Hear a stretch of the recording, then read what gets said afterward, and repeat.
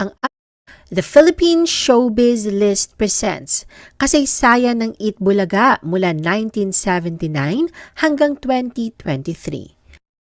Ang Eat Bulaga ay nagsimula nang makausap ni Tony Toviera ang up-and-coming comedy trio na sina Tito Soto, Vic Soto at Joey De Leon para mag-host ng bagong noontime show na kakalaban sa sikat na TV show noon ng GMA7 na Student Canteen.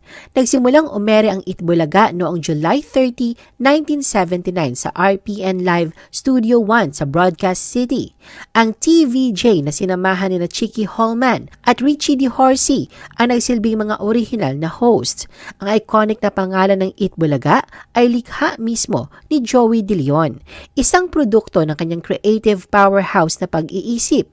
Ipinagsama ni Joey ang mga elemento mula sa laro ng bata na Eat Bulaga na ibig sabihin kumakain tuwing tanghalian.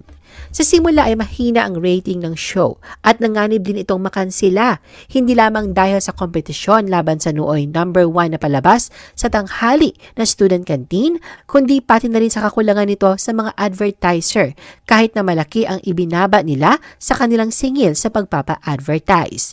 Dahilan rito ay hindi nakakatanggap ng sweldo ang TVJ at ang mga staff sa unang 6 na buwan ng palabas, pati na ang mga nagpe-perform sa palabas ay hindi makatanggap ng malaking talent fee dahil dito. Upang mapanatili lang ang pag-ere ng noontime show ay pumayag silang magpalabas ng mga trailer ng mga pelikula na lubhang mas mababa ang singilan kaysa mga karaniwang komersyal. Kalaunan ay unti-unti ring umakyat ang ratings ng Eat Bulaga, lalo na lang ipakilala ang segment na Mr. Macho. Sa kauna-unahang pagkakataon ay natalo ng Eat Bulaga ang Student Canteen sa labanan ng ratings. Sa panahong ding yon, inilipat ng production specialist ang pagpuproduce ng palabas sa ngayoy Tape Inc. ni Mr. Toviera. Eat Bulaga finally tops Student Canteen. May 18, 1982 nang ilunsad ng RPN9 ang pagsasadomsat o domestic satellite nito sa mga palabas nito sa isang espesyal na programa ng Eat Bulaga mula sa Celebrity Sports Plaza. Dikit pa ang labanan sa pagitan ng Eat Bulaga at Student Canteen, ngunit nang lumipat si Connie Reyes mula sa Student Canteen sa Eat Bulaga, noong araw ding yon ay naitatag na ang pwesto ng Eat Bulaga bilang number 1 sa laban ng ratings sa tanghalian. Sa espesyal na araw ding yon ay inilunsad ang theme song ng palabas na madaling makilala dahil sa pambungad na intro na Mula Apari hanggang Holo. Ito ay isinulat ni na Vincent Daiboncio at Pancho Opos. Tuluyan ang ikinansila ng GMA7 ang Student Canteen noong 1986.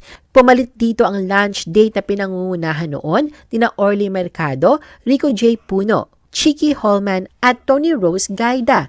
Tumindi ang laban sa rating sa pagitan ng Eat Bulaga at launch date dahil na rin sumali doon si Randy Santiago noong 1987. Ngunit sa parehong taon ay sumali si Aiza Sigera sa Eat Bulaga matapos maging runner-up sa segment na Little Miss Philippines. Ang kabibuhan ni Aiza, pati na ang tandem nila ni Connie na kung minsay kasakasama si Vic, ang muling nagpakiliti sa masa kaya muli ring napasa kamay ng Eat Bulaga ang pwestong number 1. Eat Bulaga in ABS-CBN. Kahit na matapos ang revolusyon sa EDSA noong 1986, nanatili ang Eat Bulaga sa pag-ere sa RPN9 kahit na nagsialisan o pinagkakansila na ang ibang palabas nito.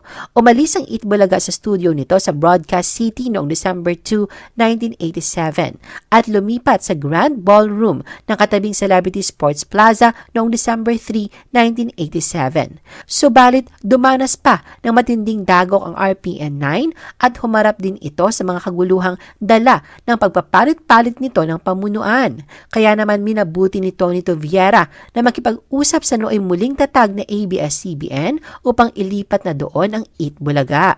Matapos ang mga pag-uusap sa pagitan ng kampo ni Tony Toviera at ng mga programming executives ng ABS-CBN ay naisapinal na ang paglipat ng mga palabas na pinuproduce ng Tape Inc. sa nasabing TV station.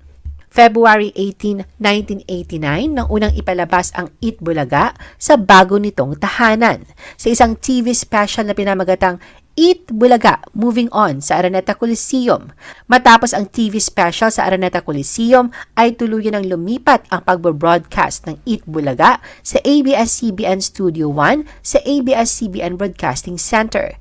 Samantalang nasa Studio 2 naman sila kapag mayroong espesyal na mga okasyon ang palabas. Lalo nang lumaki at lumakas ang ABS-CBN sa pagtatapos ng taong 1994. Mayroon na rin itong kakayahang mag-produce ng mga sarili nitong palabas at hindi na kailangang umasa pa sa mga palabas na pang block time. Inasahan ng Tape Inc. na hindi pakikialaman ng ABS-CBN ang mga palabas nito. Sa halip na ganoon ay sinubukan ng ABS-CBN na bilhin ang airing rights ng Eat Bulaga mula sa Tape Inc. na siya namang tinanggihan ni Antonio Toviera at Malu Choa Fagar. Kaya naman hindi na nirenew ng ABS-CBN ang kontrata nito sa Tape Inc. at binigyan ng ultimatum ang mga palabas ng tape na Eat Bulaga, Valiente at OK Cafe Rico na umalis na mula sa mga talaan ng mga TV show ng ABS-CBN hanggang sa huling linggo ng January 1995. Eat Bulaga in GMA7. Ang pagbabalik na Tito Vic and Joey sa GMA ay naging opisyal na noong 1995 na pinili nito ang Eat Bulaga upang maging pangunahing pangtanghaling palabas. Isang espesyal na permahan ng kontrata sa pamamagitan ng Tape Inc. at GMA ang ginanap sa Shangri-La sa Makati noong January 19, 1995 na dinaluhan ang halos lahat ng mga host nito. January 28, 1995 nang magsimulang ipalabas ang Eat Bulaga sa bago nitong tahanan sa GMA. Ginunita ito sa isang TV special na pinamagatang Eat Bulaga, The Moving, na ginanap mula sa Araneta Coliseum. Pansamantalang nanatili sa Celebrity Sports Plaza ang programa mula sa mga huling buwan ng 1994 hanggang sa lumipat ito sa East Side Studios ang Broadway Centrum noong September 16, 1995 sa isang TV special na pinamagatang Eat Bulaga, The East Side Story.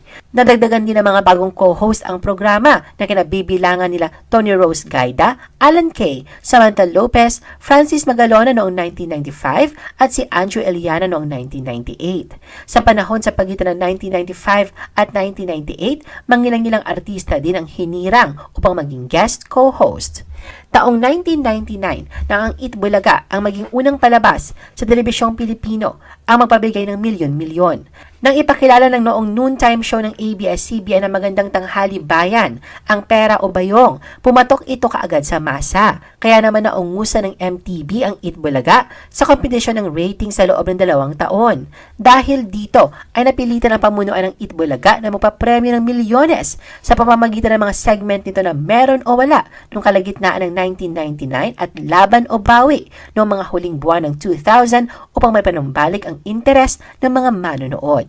Noong April 2002 naman, ay napanambalik sa Eat Bulaga ang pangunguna nito sa ratings laban sa MTV, bunsod ng pagsikat ng sex bomb dancers sa segment ng Laban o Bawi, at ang kontrobersyal na reality segment na Sige, Ano Kaya Mo, Sak Mo. Sa parehong taon na yon, ay ipinarenew ng programa ang Black Time deal nito sa GMA Network na siyang tumapos sa mga haka-hakang lilipat muli ng network ang programa. Eat Bulaga 25th and 30th Anniversary.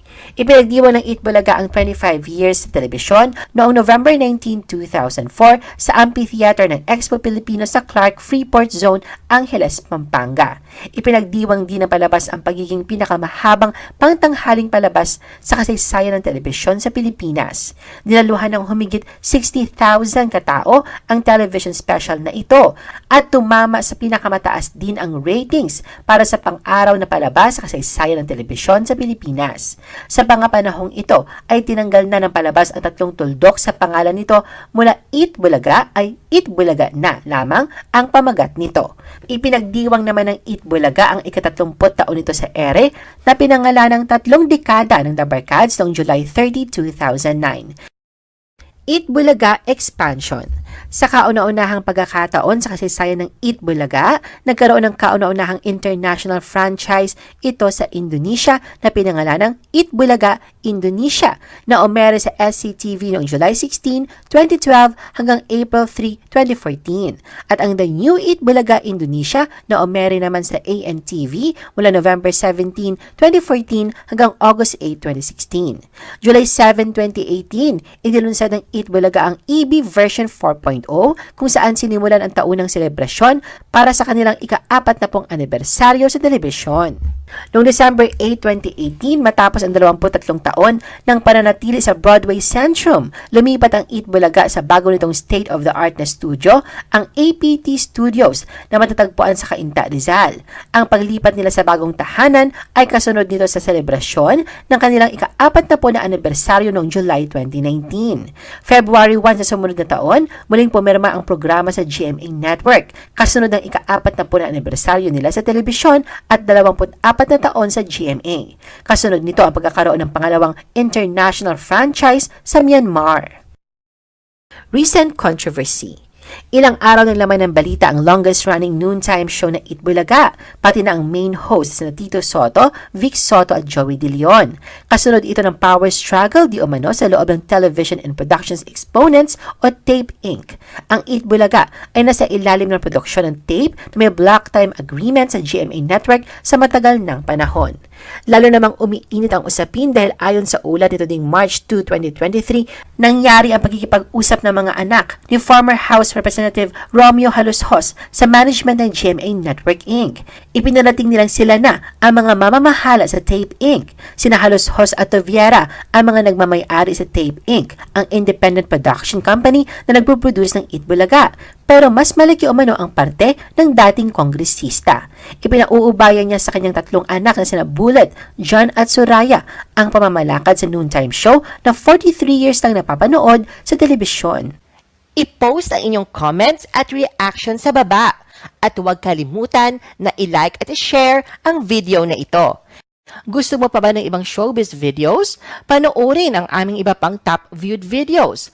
Para sa aming mga YouTube viewers, pumunta lang sa description ng video na ito o i-click ang link sa itaas ng screen. Para naman sa mga Facebook viewers, ay maaari ninyong hanapin ang mga link sa comment section ng video. I-follow nyo din kami sa Facebook at mag-subscribe sa aming YouTube channel. Thanks for watching!